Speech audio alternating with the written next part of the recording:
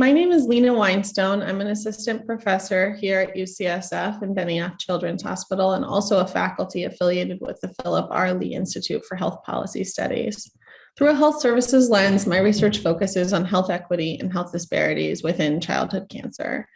In particular, I've been thinking a lot about the central role that access to care plays in determining childhood cancer outcomes, such as relapse and death.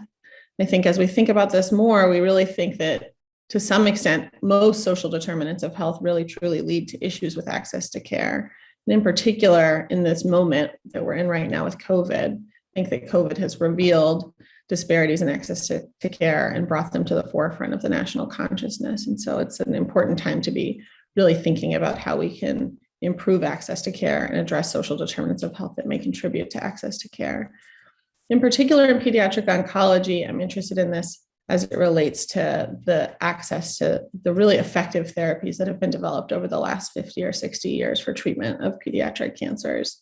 For example, a new therapy that some people may be aware of is something called CART, which is a chimeric antigen receptor T cell that is designed to specifically target the leukemia and in a unique way avoids the use of chemotherapy, which is often toxic to our patients. And this innovative approach has really revolutionized the treatment of pediatric leukemia and improved outcomes for those who were relapsed and in the past have not had very many options.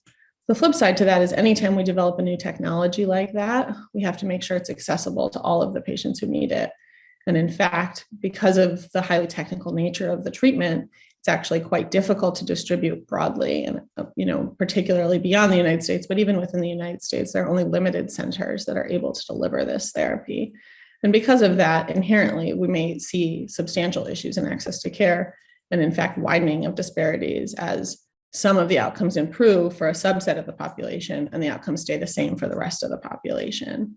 So I've been working on looking at who is receiving CAR T-cell therapy and who is benefiting from it. And even among those who do receive it, are there differences in outcome? And we found both of those things to be the case, that underserved populations are both less likely to receive CAR T cells.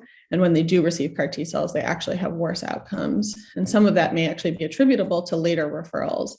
We've seen that patients who receive CAR T cells or of, for example, Black race are more likely to have received other treatments prior to the receipt of CAR T cells than their white non-Hispanic counterparts.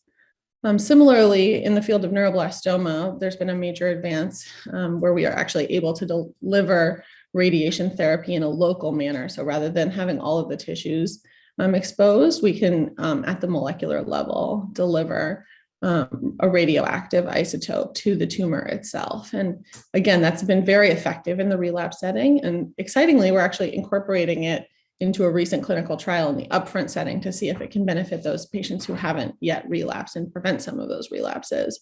But the flip side is that it's offered only at about 20 centers across the United States. And so as part of that clinical trial, patients are supported in having to travel to one of those 20 centers if they're randomized to receive that treatment. And so as a component of that clinical trial, we are actually focusing on what may be the barriers, both by interviewing patients and providers to get their perspective, and also by looking at social determinants to see if there are specific social determinants that are either associated with delays in accessing this therapy or in preventing receipt. Now, how this relates to health policy is that a lot of times, one of the major determinants of access to care is insurance in the United States healthcare system. And so we can think about ways that, for example, public insurance can support these patients in receiving these highly technical, highly expensive, and highly regionalized therapy. And so, for example, we know that with Medicaid, it can be difficult to cross state lines to receive treatment. And with these types of regionalized therapies, it's really essential that patients go to the centers that are providing this care. So we'll hopefully continue to work within the framework of the Affordable Care Act and also more broadly in the Medicaid expansion to think through how patients who are generally underserved can best be supported in receiving this kind of care.